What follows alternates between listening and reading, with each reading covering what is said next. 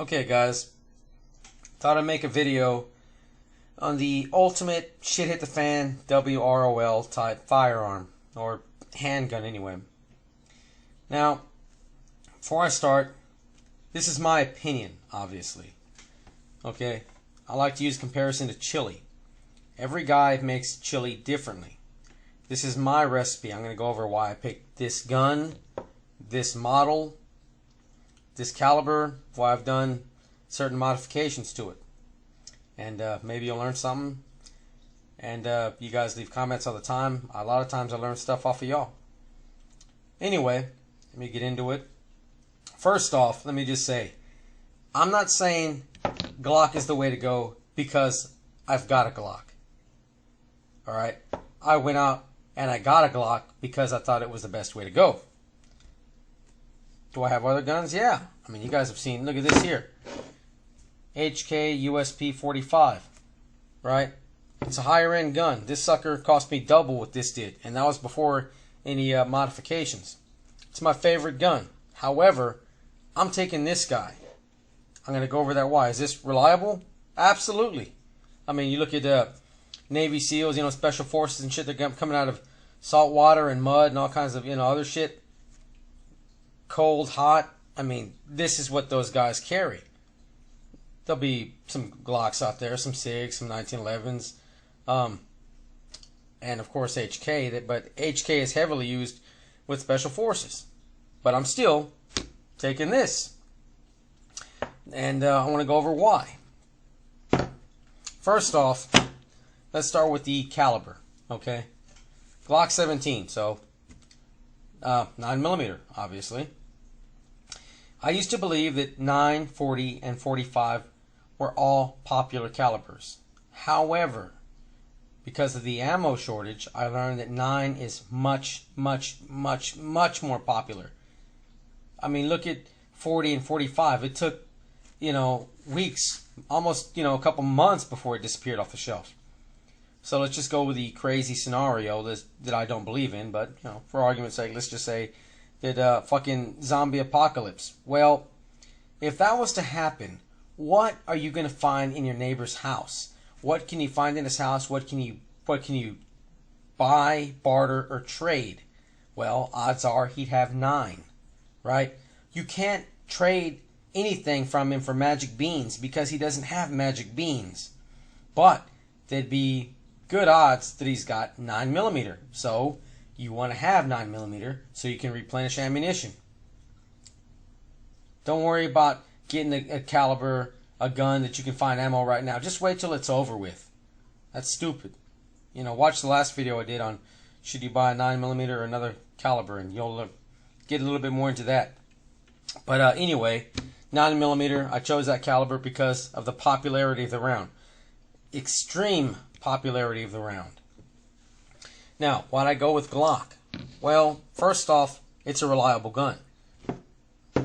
But so is that. Right? But, again, popular. Popular. Yes, Berettas are great. Tauruses, there's lots of good 9s out there. I like the SR 9s, and, there's several 9s out there. But this guy, very simple, reliable. The fewer parts, the fewer things can go wrong. And everybody out there, you're going to find a Glock probably every neighborhood. So, parts and magazines. If I lose them, or they break or something, I've got to trade them off. I can get more later because it's a popular gun. And it's reliable. It's light. Think about that. You can only carry so much ammunition. Right? These guys that think, oh, well, I'll carry 5,000 rounds. That's not happening. You need to go buy a weight vest or, put some weights in a backpack and run around. Run miles with that shit. You see, you're not going that far. And you think you're just going to throw it into some truck or something. Well, all that extra weight is going to burn up fuel. Yeah, you can put a lot of fuel, but that's just going to burn up more fuel. Right? You better be able to carry it and replenish. So, with a 9mm, you can replenish your ammo. With a popular gun, parts and magazines are also out there. Right? And plus that if you lost it, you could find another one to be pretty familiar with it anyway. something to think about. Like I said, a reliable, solid gun. That's why I would take this over the the USP. Now, I've done a couple of modifications to it, and I'll show you. I'll just go over those and why I've done them. Of course, I guess the ones that everybody does.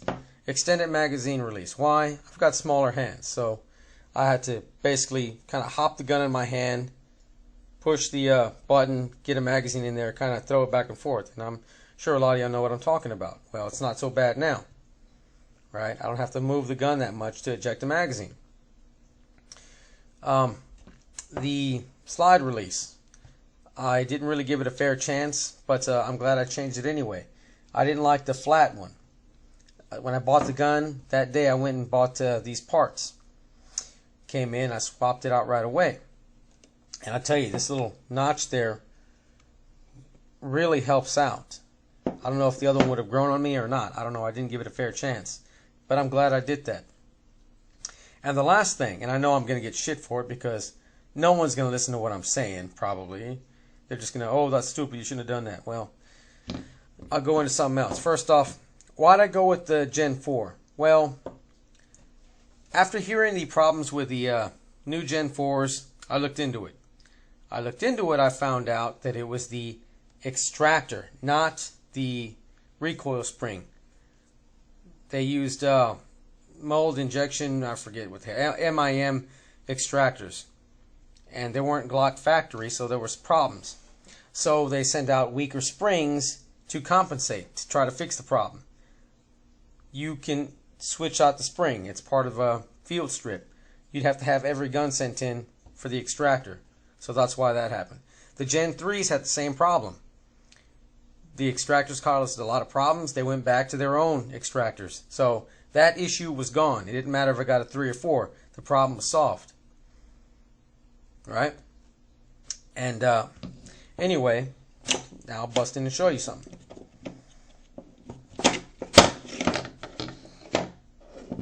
Okay, as you can see, Gen 4 with a Gen 3 magazine recoil spring and rod.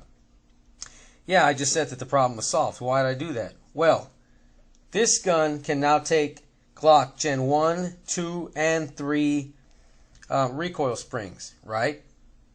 So that's 3 types of guns out there I find. I'm familiar with my gun. I can get a replacement spring, throw it in there. What if I run into a Gen 4 spring or gun and I want the spring? Well, pop that out, take out the adapter. Voila! With this little part weighs almost nothing. Now I can put any of the Glock springs in there. It doesn't matter.